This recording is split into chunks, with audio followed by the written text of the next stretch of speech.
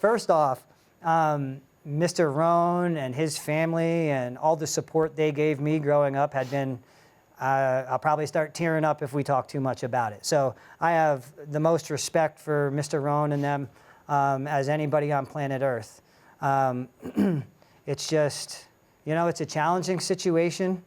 And really, like I said, I just hope that all these people coming in next can put their own little workings on how you're a head coach.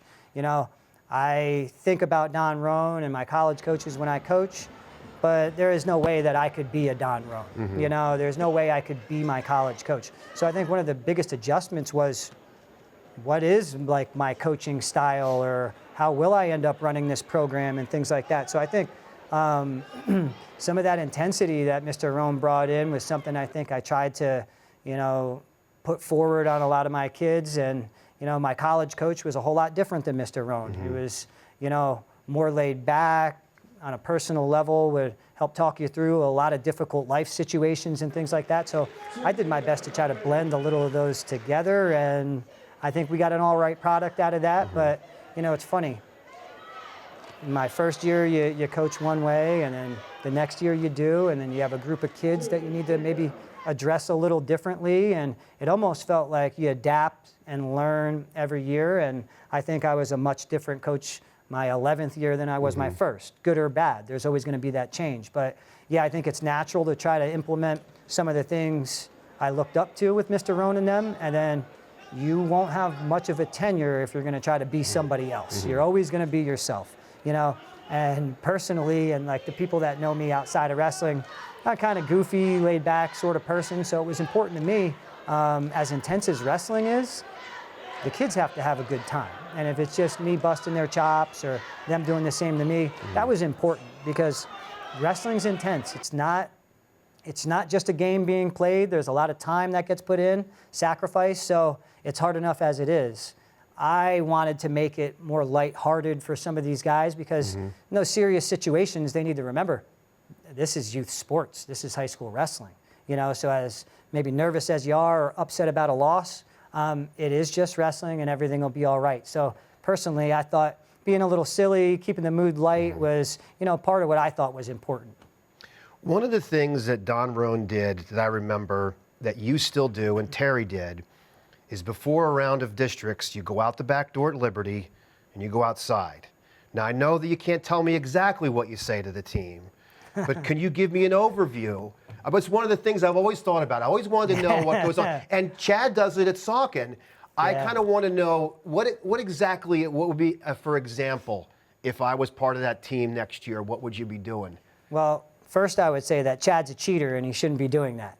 That's like exclusively a Northampton thing, and maybe you let it slide because Don and Tommy are down there. So I think mainly it's just you try to motivate them a little bit, give them some advice moving forward, kind of highlight some things that your athletes do or skills that are important for your guys, and mainly just let them know that the time's now. It's essentially, we're getting ready right now, it's time to go. So, man, I remember being a little kid, I'm 15 years old, and Don Rohn having us fired up, yelling and screaming, going outside, getting air, and coming back in. So that was one of the things that, was automatic. I hope that doesn't change, and that is like a Don Rohn legacy, but it's mainly about just trying to get your mind right, and you're getting ready because the time's right now.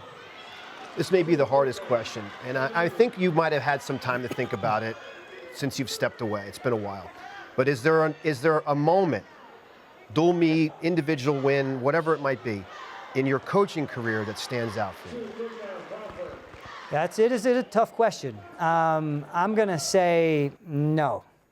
There are a lot of situations when I look back and think about all the special wins or difficult losses that kind of like will always have a spot in your mind, right? So I can throw a few out there, but I don't know if I could pinpoint one or the other. But Julian Klebo's first state title, his freshman year, was really important to me. The Klebo family and I were really close when I was in college and through high school, and I've always looked up to Whitey and have a lot of respect for him and his family. So for Julian to come in, and me and Whitey and watching Julian, I mean, I've known him since he was that big. For him to step up and to win a state title his freshman year was very, very special. I look back, you know, the tendency is to think a long time ago, you know, but Jagger Condomini and the manner that he won his state title, you know, looking at that situation, you're down by 2, 8 seconds to go, you're in a front headlock, 9 times out of 10 you're a loser. He finds his way out, finds a way to win. I'll never forget that situation. You know, that was special. And really, there are moments like that throughout, whether it be, you know, somebody winning a state title is, man, that's a wild feeling. As a coach, to see a kid ultimately get to that stage and succeed, there's nothing like that. But there's also something to be said about, you know, your JV kids becoming varsity and those kids getting an opportunity and then going out in the postseason and succeeding. I think like our shining star in that situation was a guy like Patrick Snoke. I think that was 2 or 3 years ago. His senior year gets an opportunity. He's working his way through the district. Then he has a region. Then he has to get to a super region, and he became a state medalist.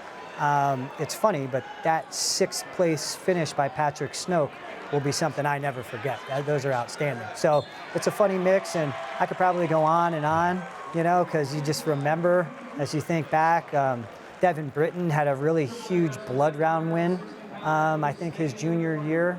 It actually kept our state medal streak going. So we have one guy, you know, it's difficult. And, you know, streaks aren't really that important to coaches, but it's fun for people to talk about. And, you know, it's a cool thing if, you know, you could keep it going, like the Easton streak, district champs and things like that. And to see Devin Britton go out, he actually had to wrestle Patrick Gould. Patrick had beat him twice in districts and in regionals, and then they ran into each other in the blood round. I think Devin ended up beating him in overtime to get his, I think that's Devin's first state medal. You know, those experiences and the excitement out of the athlete, like you never forget those. Let's go forward to the official first day of practice next year. Well, in the fall. How do you kind of imagine not being there? Then again, you might be. Yeah. But let's say you're not. How do you imagine that dealing with that when you that first night of official practice where you're not going to be able to go? Yeah, I've been asked a lot now, like, how's it feel? You resigned. Well, this is normally just a little bit of a down period anyway, so nothing really has changed. There's open rooms going on and tournaments and things happening, but I really won't know what it's like until November hits, like you're saying. It's going to be awkward. I started wrestling when I was 5 years old.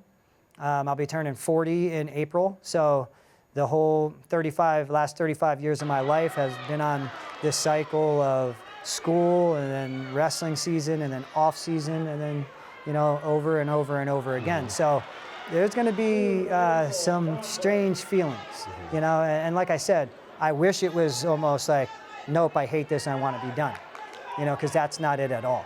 It's sort of like, I felt this decision needed to be made because it's the best for our program. So I think when the season comes around a little bit, I don't know if I'm going to be sad. I'll have plenty of things to do in my own time. But yeah, there'll be a little bit of missing that first day and seeing the excitement on their face. And, you know, that's day one. It's a long season and those goals get set and get talked about. So to not be there for some of those guys is a little bit painful.